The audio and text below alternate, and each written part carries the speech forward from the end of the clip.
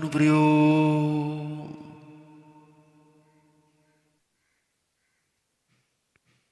આ જગતની કોઈ પણ પળ પરમનન્ટ ન હોય.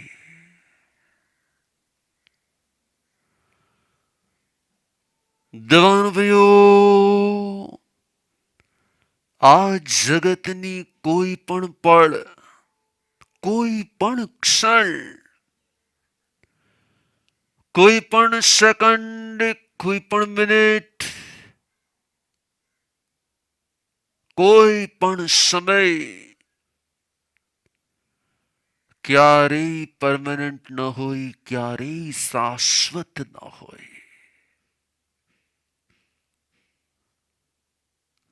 મહોત્સવ આવે, महोत्सव जाए, उत्सव आते हैं, वो भी विदा हो जाते हैं. न उत्सव परमानेंट होता है, न उत्सव में हम परमानेंट होते हैं.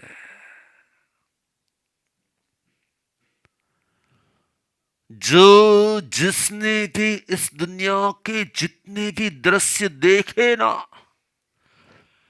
जिन जिन ने इस दुनिया के जो भी दृश्य देखे, आज तक का एक भी देखा हुआ दृश्य न देखने वाला परमानेंट रहा और न उसे जो दृश्य दिखाना वो परमानेंट रहा. आंखों से दिखने वाला कोई भी दृश्य परमानेंट नहीं रहा, बदलता रहा, बदलता रहा, बदलता रहा. हम भी बदलते रहेंगे. हमारे आस पास का सब कुछ बदलता ही रहेगा, बदलता ही रहेगा, बदलता ही रहेगा. और इसलिए किसी भी अवसर को कभी शाश्वत नहीं मानो. किसी भी अवसर को कभी शाश्वत न मानो और किसी भी व्यक्ति को अपने जीवन में शाश्वत नहीं मानो. क्योंकि जब जीवन ही अशाश्वत, तो जीवन में आने वाला हर पात्र अशाश्वत. जब जीवन ही अशाश्वत, तो जीवन में आने वाला हर पात्र, जीवन में आने वाला हर पात्र अशाश्वत होता है. और इसीलिए जब भी कोई आनंद का अवसर आ जाए, उल्लास का अवसर आ जाए, खुशियों का अवसर आ जाए, तब हमें याद रहना चाहिए कि ये खुशियां भी परमानेंट नहीं है. ये खुशियां भी परमानेंट नहीं है. और कोई गम भी आ जाए, और कोई भी गम आ जाए, तो हमें वो भी याद रखना है कि ये गम भी शाश्वत नहीं हो सकता. और इसीलिए आज गुरुवार के दिन मेरा आपको बोध है, इसलिए आज गुरुवार के दिन मेरा आपको बोध है. તમારી આસપાસની વસ્તુ, વ્યક્તિ, સ્થિતિ, સંયોગમાં તમારી અંદર જે ભાવ ઉઠે ને, એ ભાવને ક્યારે વળગવું નહીં. કારણ કે તમારી આસપાસની સ્થિતિ, સંયોગ, વસ્તુ, વ્યક્તિ, જેના માટે તમારી અંદરમાં ભાવ ઉઠે છે ને, ન તે વ્યક્તિ કાયમ રહેશે, ન તે વ્યક્તિ કાયમ માટે રહેશે, ન તે સ્થિતિ કાયમ માટે રહેશે, ન તે સ્થાન કાયમ માટે રહેશે, ન તે ફેમિલી કાયમ માટે રહેશે, ન તે સમુદાય કાયમ માટે રહેશે, ન જીવનનું પાત્ર કાયમ માટે રહેશે. અને એના માટે જેટલા ભાવોને આપણે વળગ્યા હશું ને, એ ભૂતની જેમ આપણી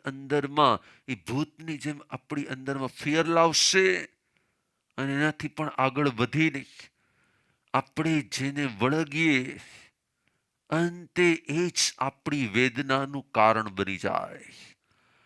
હલો,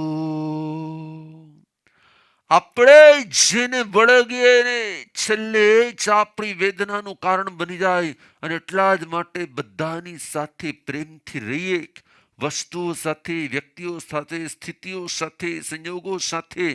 પરંતુ મારે ક્યાંય પણ કોઈ પણ ભાવમાં, કોઈ પણ ભાવને એને કેમ આમ કર્યું, એને કેમ આમ કર્યું, એને કેમ આમ કર્યું, એ કેમ આમ કરે છે, આ કેટલું સરસ કરે છે, આ કેટલું સરસ કરે છે, આ કેટલું સરસ કરે છે. કોઈ ભાવમાં સારા કે ખરાબ, કોઈ ભાવમાં વળગવા જેવું નથી. કારણ કે દેખાતું બધું અને દેખાતા બધા નથી જ દેખાવાના. દેખાતું બધું જ નથી જ દેખાવાનું અને દેખાતા બધા જ નથી દેખાવાના. બધું જ માનવતા મહોત્સવની પળ હોય, જન્મોત્સવની પળ હોય, ઉમંગ હોય, ઉલ્લાસ હોય, ભાવ હોય, પ્રસન્નતા હોય, પણ યાદ રાખજો, સંયોગોથી જે ખુશ થાય છે ને એ પોતાના જબરજસ્ત ગુડલકને ક્ષય કરી નાખે છે. જે સંયોગોમાં ખુશ થાય છે, પ્રસંગોમાં જે ખુશ થઈ જાય છે ને, પ્રસંગોમાં જે પ્રસન્ન થઈ જાય છે ને, તે પોતાના જબરજસ્ત ગુડલકને ક્ષય કરી નાખે છે. અને એટલા જ માટે પ્રસંગો પુણ્યને ક્ષય કરનારા હોય છે. યાદ રાખજો, પ્રસંગોને અવસરો તમારા ઘરમાં જ્યારે જ્યારે આવે ને, જ્યારે ખુશીઓનું વાતાવરણ છવાવાનું હોય ને તમારા ઘરમાં, જ્યારે આ અવસર આવ્યો છે ને, આ પ્રસંગ આવ્યો છે ને, અમારી ઘરે આ મહોત્સવ છે ને, હમણાં અમારી ઘરે આ કાર્યક્રમ છે. યાદ રાખજો, પ્રસંગો તમારા પુણ્યનો ખર્ચો, માત્ર સંપત્તિનો ખર્ચો કરાવી દેનારા ન હોય, તમારા પુણ્યને પણ ક્ષય કરાવનારા હોય છે. અને એટલા જ માટે યાદ રાખવાનું, જ્યારે તમારા ઘરે પ્રસંગ આવે ને, જ્યારે તમારા આંગણે અવસર આવે ને, જ્યારે તમારે ત્યાં પણ કોઈ લગ્નનો પ્રસંગ હોય, કોઈ બીજો પ્રસંગ હોય, ખુશ થાવ. પરંતુ બહુ વધારે પ્રસન્ન ન થાવ. કેમ કે યાદ રાખજો, પ્રસન્નતા એટલે કે ખુશી, એટલે કે આનંદ, એટલે કે તમારે એ પ્રસંગ સાથે તમે ઓળખો, આ કરવાનું છે, આ કરી લઈએ, આ લાવવાનું છે, આને મૂકી, પછી આ કેટલું સરસ લાગે છે, આ કેવું સરસ ગયું ને, આ પ્રસંગ કેટલો સરસ ચાલી રહ્યો છે ને, તમારા અંદરમાં શું થાય કહો, તમે એટલા ખુશ થાવ. માનો કે દીકરાની બર્થડે કે દીકરીની બર્થડે પાર્ટી હોય અને તમે બધું સજાવ્યું હોય ને, બરોબર કપડાં ને બીજું ને ત્રીજું, અને તમે એકદમ ખુશ અને તમે એને એકદમ જે રીતે હેપી બર્થડે કરતા હો, જે રીતે એકદમ એટલા મશગુલ થઈ ગયા હો ને, યાદ રાખજો, જે મશગુલ થઈ જાય છે ને, જે મશગુલ થઈ જાય છે ને પોતાને ત્યાંની ખુશીઓમાં, એ હંમેશાને પોતાના પુણ્યને ઘટાડી દે છે. એ હંમેશાને માટે પોતાના ગુડલકને ઓછા કરી નાખે છે. અને એટલા જ માટે યાદ રાખવાનું, જ્યારે તમારો ખુશીનો પ્રસંગ હોય ને, ત્યારે કોઈને ખુશ કરવાનો પ્રયત્ન કરવો. ત્યારે નોન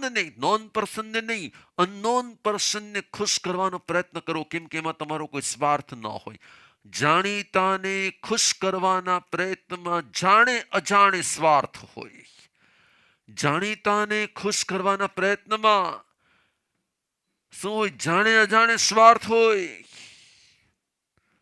અને એટલા જ માટે યાદ રાખવાનું, તમારા આંગણે જ્યારે અવસર આવે ને, ત્યારે કોઈક અજાણ્યાને ખુશ કરવાનો પ્રયત્ન કરો. કેમ કે નિસ્વાર્થ ખુશ કરવાનો પ્રયત્ન તમારા પુણ્યનું ઉપાર્જન કરાવે, અને સ્વાર્થ સાથે ખુશ કરવાનો પ્રયત્ન એ તમારા પુણ્યનો ક્ષય કરાવે. યાદ રાખજો, દરેક જાણીતાને ખુશ કરવાના પ્રયત્નમાં આપણે ક્યાંક ને ક્યાંક એની સામે સારા થવાનો સ્વાર્થ હોય. કોઈ પણ જાણીતાને ખુશ કરવાના પ્રયત્નમાં તેની સામે આપણી ઇમેજ ગુડ બને ને, એની સામે આપણી ઇમેજ સારી બને ને, એવા પ્રકારે આપણી અંદરમાં એક સારા દેખાવાનો, સારા બતાવવાનો, સારા હોવાનો સ્વાર્થ હોય. અને જ્યાં સ્વાર્થ હોય ને તે પુણ્ય ક્ષય થાય છે. જ્યાં સ્વાર્થ હોય તે પુણ્ય ક્ષય થાય છે. હલો. એટલે જ્યારે તમારી ઘરે ખુશીનો અવસર હોય ને ત્યારે યાદ રાખવાનું શું? સાંભળજે. બોલો.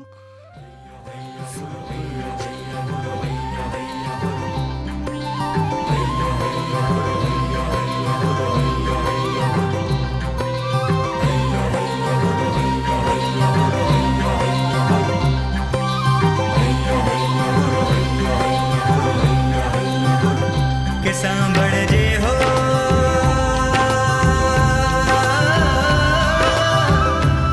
સાંભળજે હો, સાંભળજે, સાંભળજે હો મનવા, સાંભળજે, સાંભળજે હો મનવા, સાંભળજે. દેહ તો અંતે રાખ થવાનો, રૂપ અરૂપની પાર જવાનો.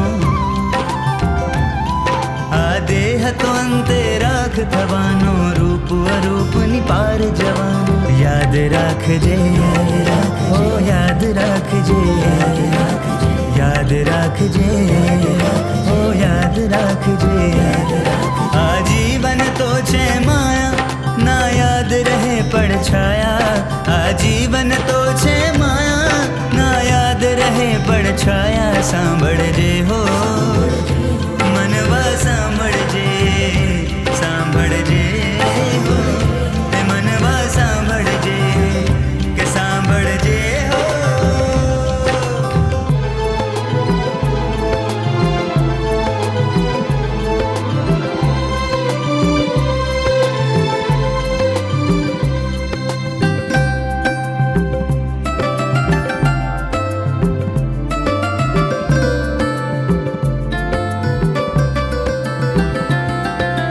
રાખ થવાનું ગુમાન તારું, ખિસ્સે ના ભર મકાન તારું. રાખ થવાનું ગુમાન તારું, ખિસ્સે ના ભર મકાન તારું. યાદ રાખજે, ઓ યાદ રાખજે, યાદ રાખજે, ઓ યાદ રાખજે. નથી કાયમ નો રહેવાસી તારી બદલાવાની રાશિ. નથી કાયમ નો રહેવાસી તારી બદલાવાની રાશિ. સાંભળજે હો મનવા, સાંભળજે, સાંભળજે હો મનવા, સાંભળજે, કે સાંભળજે હો, કે મનવા, સાંભળજે, કે સાંભળજે હો.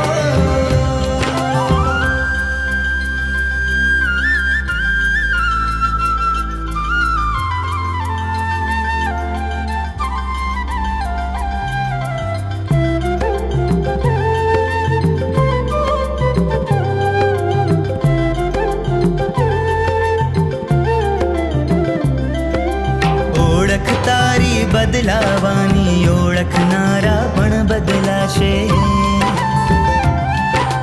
બદલાશે તારી આંખો પણ, દ્રશ્યો પણ એમાં બદલાશે. ઓળખ તારી બદલાવાની, ઓળખનારા પણ બદલાશે. બદલાશે તારી આંખો પણ, દ્રશ્યો પણ એમાં બદલાશે. યાદ રાખજે, ઓ યાદ રાખજે, યાદ રાખજે, ઓ યાદ રાખજે. જે પારણામાં ઝૂલે પાલખીમાં નીકળે, જે પારણામાં ઝૂલે પાલખીમાં નીકળે. સાંભળજે હો મનવા, સાંભળજે, સાંભળજે હો કે મનવા, સાંભળજે, કે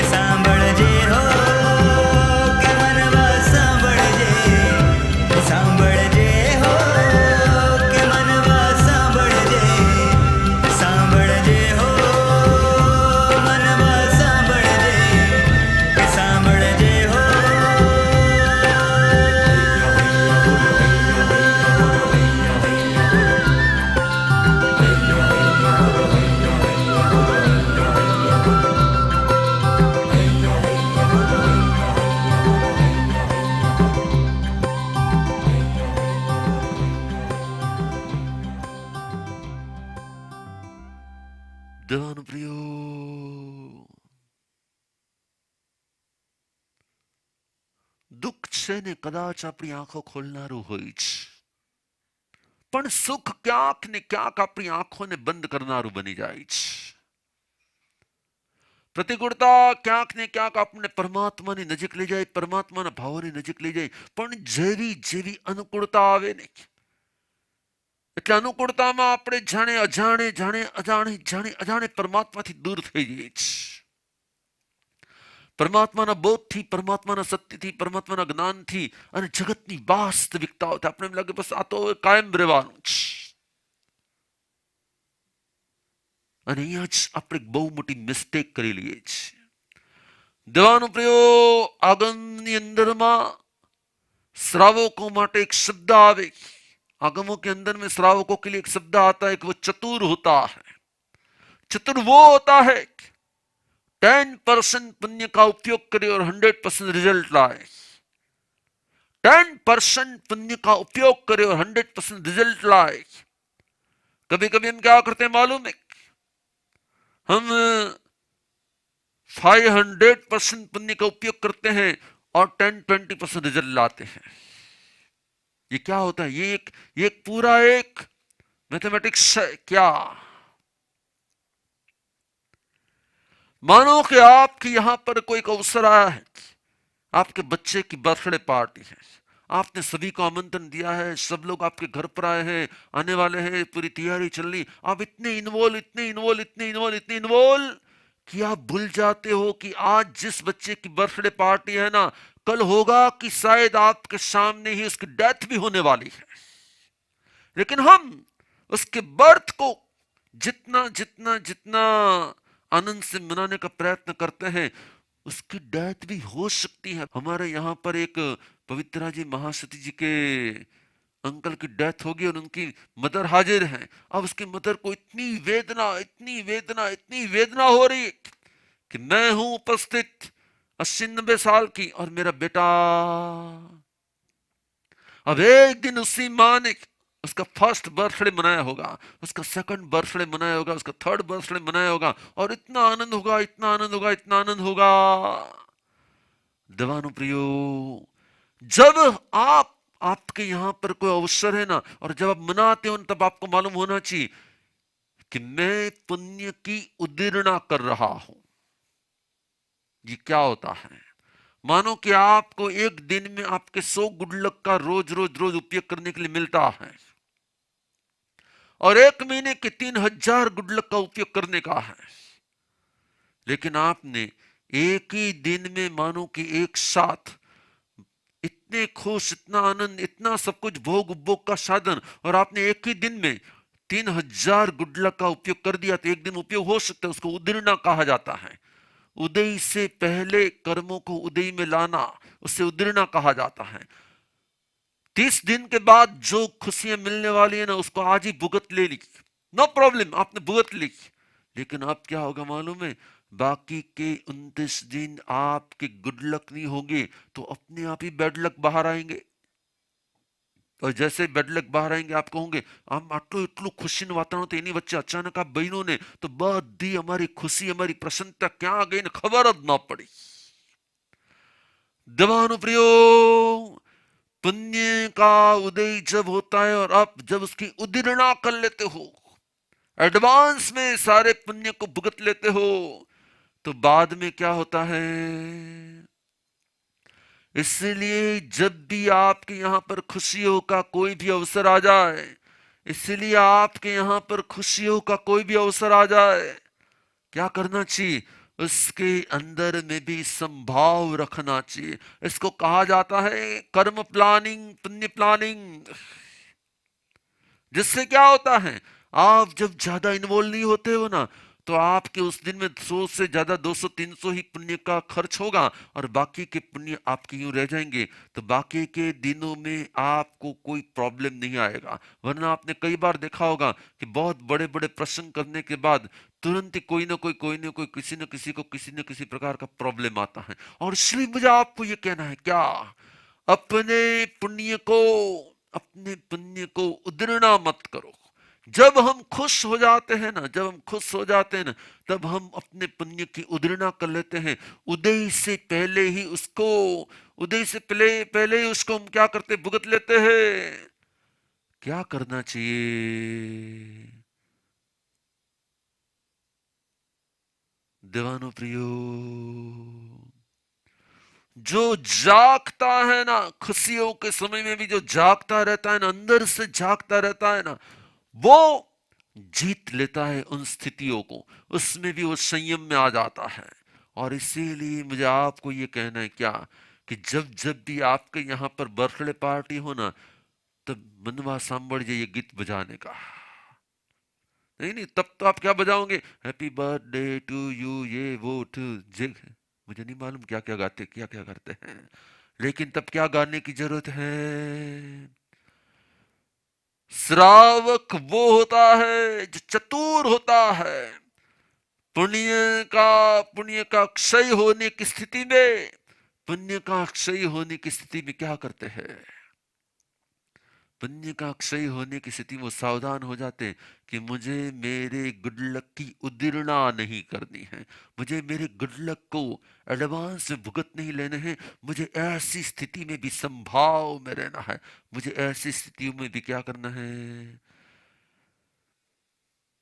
हेलो, आज की गुरु आज्ञा में स्वयं को 9 मिनट के लिए ध्यान करना और स्वयं को स्मशान के बेड पर सुलाना। क्या करना? स्वयं को स्मशान के बेड पर सुलाना। वहां पे डनलोप नहीं होगा, फिर भी सोना पड़ेगा।